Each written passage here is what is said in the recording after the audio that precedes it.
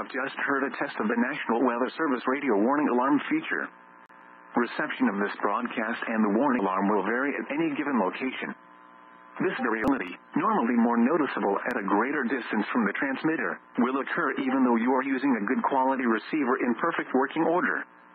During severe weather, the warning alarm will be activated for severe thunderstorm and tornado watches, and for severe thunderstorm, tornado, and flash flood warnings. The warning alarm will also be used for civil emergency messages.